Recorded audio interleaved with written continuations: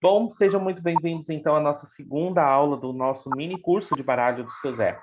Hoje, na nossa aula, nós iremos começar a falar um pouco do próprio baralho do seu Zé Pilintra, tá certo? Então, vamos começar aqui. Vou compartilhar a minha tela com vocês.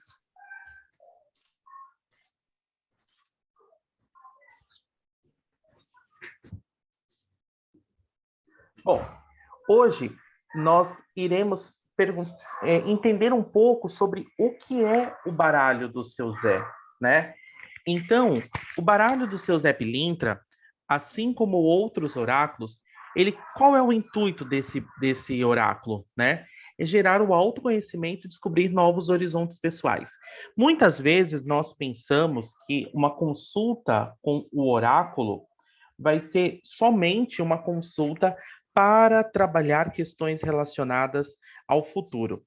Mas isso é um dos assuntos que menos acontecem. Por quê? Porque não há como nós prevermos o futuro, né, se nós não entendermos quais são as energias do momento presente. Então, o baralho, ou seja o baralho, seja os dados, seja o tarô, ele vai trazer direcionamentos no momento presente e as potencialidades daquilo que pode acontecer. Muita gente às vezes fala assim: ah, mas o jogo aconteceu tantos por cento aconteceu, isso não aconteceu. Por quê? Porque a partir do momento que você sabe do que aconteceu, né? Quando a gente sabe o que aconteceu, nós já temos o livre arbítrio para tomar as nossas decisões. Então, é possível a gente evitar que algumas questões aconteçam, assim como se nós sairmos do nosso padrão vibratório, as coisas positivas também não vão acontecer, né? Então, como está escrito aqui no texto, é comum pensar que um jogo de cartas ele vai responder a todas as suas dúvidas ou todas as dúvidas do seu cliente. Só que isso é uma consideração errada, né? Pois todo e qualquer oráculo tem o seu limite de atuação, tá? Bom, dentro de uma consulta, os oráculos eles podem analisar duas questões. Primeiro, as situações que nós chamamos de situações abstratas, e o segundo, as situações objetivas. O que são essas situações abstratas? São as tendências da vida do cliente, incluindo a potencialidade destes acontecimentos, tá? Então, quando nós pensamos aqui nestas tendências que vão acontecer, são situações abstratas, porque ainda não estão constituídas dentro da vida do cliente. Já as situações objetivas são as condições humanas daquele cliente. Então, o seu cliente vai chegar com problemas de trabalho, problemas relacionados ao campo amoroso, problemas financeiros, problemas espirituais. E aí cabe ao oráculo trabalhar dentro dessa situação e trazer o melhor direcionamento, certo? Bom, nós podemos perceber que as cartas elas vão possuir três estruturas divinatórias. Então, quando a gente pega o nosso baralho, nós temos três pontos importantíssimos para fazer análise. Muita gente pensa que é só importante a gente olhar a carta e falar e seguir a intuição. Só que isso não é um fator extremamente seguro. Por quê? Porque assim como qualquer coisa que envolva as questões espirituais, o jogo de cartas, ele também existe técnica, existe estudo. E quanto mais estudo você tiver, quanto mais conhecimento de mundo você tiver, quanto mais conhecimento de símbolos você tiver, maior será o seu grau de atuação com o baralho. Então, se você se limita a apenas responder utilizando as ideias que vêm durante o processo lá da consulta, pode ser que você acabe desenvolvendo insegurança, Pode ser que você não consiga responder aquela pergunta, ou que você passe alguma coisa que esteja no seu pensamento, do seu ego, achando que é uma intuição, tá? Então, como se livrar desses perigos que a própria mente do oraculista traz? Conhecer a estrutura divinatória das cartas. Este é o caminho mais seguro. Claro que nós vamos ter toda uma preparação espiritual para poder abrir um jogo. Mas quanto mais nós conhecermos o baralho, mais familiarizados nós estaremos com as cartas e mais familiarizados nós estaremos com seus possíveis significados. Certo? Tudo bem até aqui? Sim. Perfeito. Este material eu vou disponibilizar lá no grupo para vocês, tá? Bom, nós temos aqui o primeiro conceito. Se nós olharmos, o baralho é constituído de 36 cartas, mas nós vamos trabalhar com a numerologia. Se vocês olharem o baralho do seu Zé, vocês vão perceber que no baralho do seu Zé, lá em cima, que porventura eu estava atendendo no meu escritório e deixei o meu baralho lá. Mas se vocês olharem o baralho do seu Zé, as cartas do baralho, vocês vão perceber que ela tem uma constituição de 3 elementos, tá? Lá em cima, nós temos os números das cartas, do número 1 ao 36. Mas, para nós não vamos lidar com os números, e sim com os algarismos, né? Existe uma diferença entre número e algarismo. Algarismo, nós vamos do 1 até o 9, tá? Só que aqui nós vamos estender um pouco. Nós vamos partir do número 1 e ir até o número 10. Algumas vezes, leitura do número 11, porque o 11 é considerado um número mestre.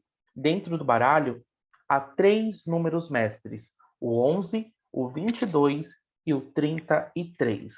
Mas nós damos mais atenção somente ao número mestre 11. Quando nós associamos o aspecto numerológico das cartas aos seus significados, nós conseguimos excluir o estado emocional do nosso cliente ou do nosso consulente, tá? Tendo em vista que o aspecto numerológico, ele traduz apenas as condições dos acontecimentos e os outros elementos das cartas, da carta, traduzem as tendências. Então, se você quer fazer uma análise voltada para o lado mental desse cliente, utilize a numerologia como suporte. Quero trabalhar a subjetividade do meu cliente. Vá para os símbolos. Trabalhe a questão simbólica. Então, tem essa diferença, tá? Segundo ponto. Nós temos aqui o conceito imagético. Imagético vem da palavra imagem. Só que se você prestar atenção, seja no tarô, seja no baralho do seu Zé, seja nas cartas de Mãe Oxum, seja no tarô dos deuses hindus, qualquer tipo de oráculo, nós temos imagens. Estas imagens são símbolos. E todos símbolos há uma necessidade de ser decodificado. Para que vocês entendam bem o que é o conceito de símbolo, quando você vê uma rosa vermelha, em qualquer lugar do mundo, o símbolo rosa vermelha remete a questões do amor, remete a romantismo. Isso é o que nós chamamos de conceito universal do símbolo. Se nós olharmos isso, uma pomba branca vai ter como símbolo a paz. Para todos do Ocidente que veem uma pomba branca, podem remeter ao quê? Ao símbolo da paz. Então, isso nós chamamos de conceitos universais, símbolos universais. E dentro do baralho, nós vamos ter 36 cartas, tá? É interessante nós falarmos disso, porque eu vou...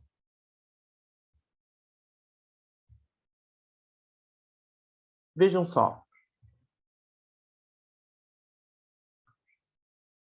Nós temos no baralho 36 cartas. Cada carta possui 3 elementos de análise, certo?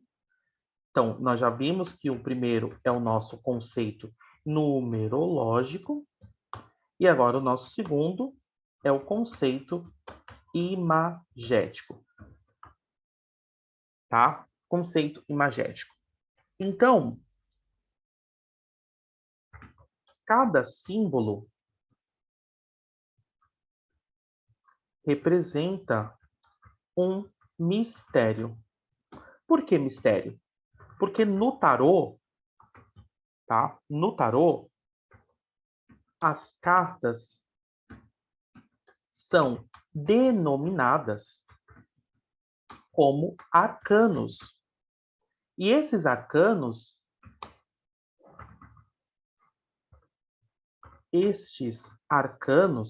eles são divididos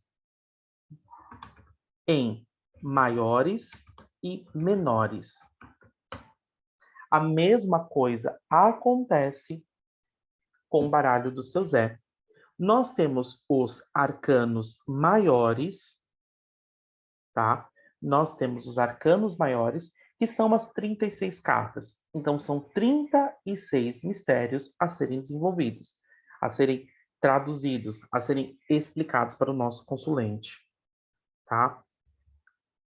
E os menores nada mais são do que se você utilizar, por exemplo, um baralho convencional. Deixa eu só pedir para trazerem para mim o meu baralho. Enquanto isso, tudo bem por aqui? Sim. Muito bem. Então, se nós pensarmos, a palavra arcano, né, ela vem do latim arcanus, arcanus, que nada mais é do que mistério ou segredo, tá? Então, são segredos que nós temos, são segredos que nós vamos desvendar da vida do consulente. Certo? Então, voltando para a apostila. Se tiverem dúvidas, escrevam no chat, por favor. Bom, todas as 36 cartas, elas são consideradas como cartas principais, mas elas também podem ser classificadas como secundárias ou auxiliares, dependendo do modelo de tiragem, tá? O que isso quer dizer? Geralmente, nós temos que entender que uma das cartas, ela vai ser a carta principal do meu jogo. A outra carta vai ser uma carta secundária.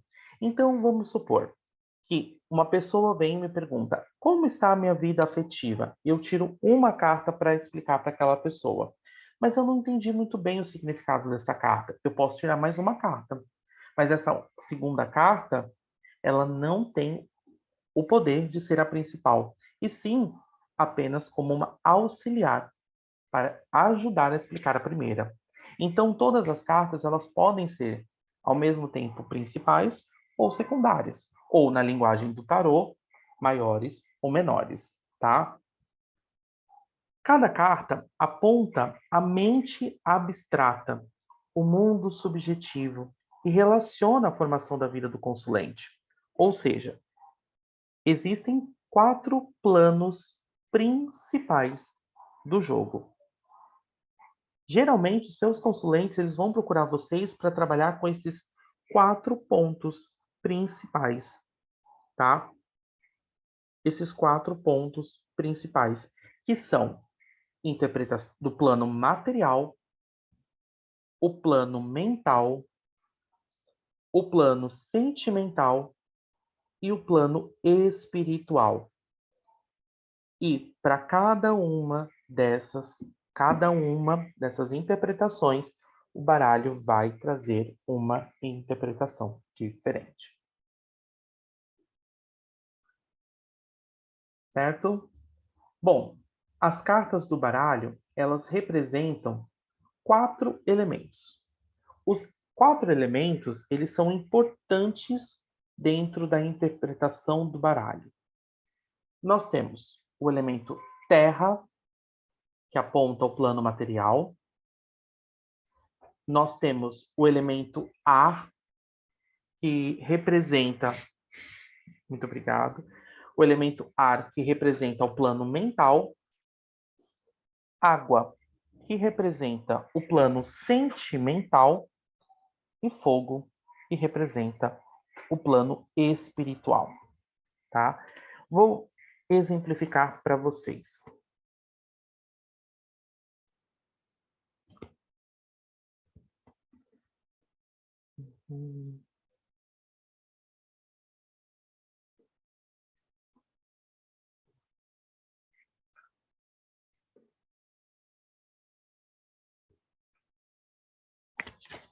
Vejam só. Aqui eu vou mostrar para vocês. Vejam só. Nós temos, por exemplo, a carta 7. A carta 7, ela é a lua e um mar, um oceano. Certo? O elemento principal é o elemento água.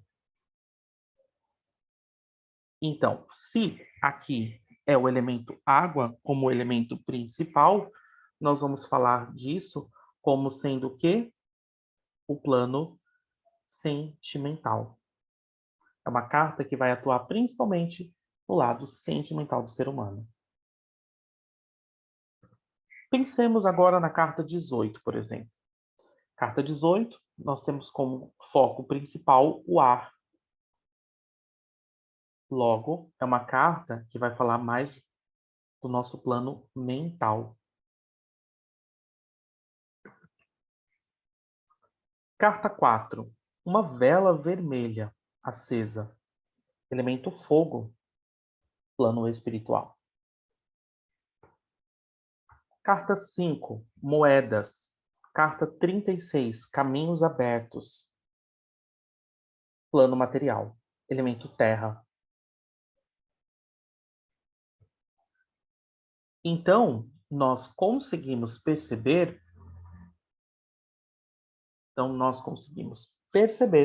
que as cartas do baralho também possuem os 4 elementos dentro dela. Mas então quer dizer que, por exemplo, a carta 7, que é esta carta aqui, ela vai representar sempre questões relacionadas ao plano sentimental por causa do elemento água? Ela não vai me responder, por exemplo, questões relacionadas a trabalho, questões relacionadas a problemas na família? Vai, mas você vai ter que interpretar dentro do viés do elemento água, que eu explico detalhadamente no curso. E, por fim, nós temos o terceiro conceito.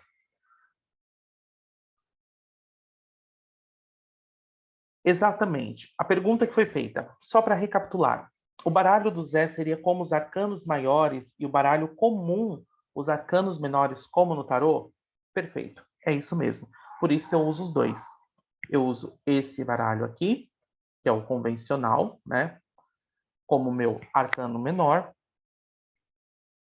Esse para os como arcanos maiores, mas também uso às vezes como os menores. E os dados, tá? Bom, terceiro elemento da carta, o que vem escrito aqui embaixo, moedas, riquezas, por exemplo, na carta 5. Tá? Aqui traz a linguagem de cada carta. Veja, por exemplo, essa passagem que Garcês diz. Tudo que nós somos, tudo que nós temos, realizamos ou desejamos realizar, deve estar legitimado pela palavra escrita. Ou seja, para todo e bom cartomante, nós temos que fazer 3 pontos. O primeiro, o saber. Nós temos que saber o conteúdo e o tema de cada carta. Segundo ponto importante, o pensar. Nós temos que gerar uma conexão mental sobre os elementos das cartas e o elemento espiritual. E o terceiro é o agir, que é conseguir proferir a mensagem ou apenas articulá-la de acordo com a energia apresentada. No curso completo do baralho, eu explico sobre a teoria da triangulação entre você, o consulente e o baralho. E aí eu explico mais detalhadamente sobre esses 3 fazeres, tá? Bom, então, em suma, nós devemos analisar todos os aspectos da carta para traduzir a mensagem a ser passada para os consulentes, tá? Tem muita coisa, a outra apostila que está ali pronta já. Estudar um oráculo, eu gosto muito de utilizar, que é a mesma coisa de que você colocar um espelho. É você usar o oráculo como espelho da tua alma. Todas as vezes que você vai fazer uma consulta, você pode ter certeza que uma das suas feridas também será tocada. Não tem como. E isso que é mais mágico. Porque a partir do momento em que você tira cartas para outra pessoa, para aconselhar aquela pessoa, você está aconselhando você mesmo. E é incrível o poder que sai de você quando você dá um conselho para a pessoa e quando você para, você fala: era isso que eu precisava. Era isso que eu precisava para trazer a cura para o meu problema, para o meu dilema que eu estou vivenciando. Então, encarem todo e qualquer oráculo, não só o baralho do seu Zé, baralho cigano, tarô, qualquer tipo de oráculo, como sendo o espelho da sua alma, como sendo o espelho daquilo que está lá preso no seu subconsciente que você não sabe que está ali. Todos os seus medos, todas as suas crenças serão testadas. Até mesmo questões éticas você vai ter que lidar dentro do baralho. Porque muitas vezes você vai ouvir coisas que o seu lado humano vai falar assim: não, não, não, não quero responder sobre isso. Não vou trabalhar com isso. Mas isso também vai responder muito sobre que tipo de cliente você vai atrair. Por que que esse cliente está vindo para você? Por que que este tipo de energia está vindo só para você? O que que você precisa se curar? Tá? Então, a Sandra está perguntando, é como se você sempre estivesse vivenciando ou já tenha vivido aquela experiência. Exatamente. Coisas que você já vivenciou no passado. E é impressionante porque muitas vezes a pessoa faz uma pergunta por um problema que aconteceu com ela e você fala assim, nossa, eu passei por isso. Mas só que você não pode falar assim, amiga, deixa eu te falar, eu passei pela mesma coisa. Não, não tem como. É o momento em que você coloca ali a máscara do oraculista, responde, vamos ver o que tem aqui para você. E aí você passa. E lembra que a vida já é tão dura, a vida já é tão difícil para muita gente. Porque ninguém vai procurar você como oraculista porque a vida tá boa. Sejamos sinceros, tá? Vai mexer com muitas questões. Oraculistas inseguros, que no final da consulta espera que essa pessoa volte. Talvez a pessoa nunca mais volte. E tá tudo bem. É o mais comum. É aquela pessoa nunca mais voltar com você. E tem pessoas, eu já dei curso de mentoria para oraculistas e a maioria deles é a queixa. Eu não sei o que eu estou fazendo de errado na minha vida, porque os meus clientes não voltam mais. Falo, dê graças a Deus. Que bom que eles não vão voltar para você. Por quê? Porque eles já tiveram a resposta que eles precisavam. O problema foi solucionado. E nem sempre aquilo que o seu consulente, aquilo que você disser para o seu consulente, ele vai aceitar como verdade. E tá tudo bem. Se eu passo com um oraculista hoje, eu passo com outro amanhã, eles falaram a mesma coisa ou coisas completamente distintas.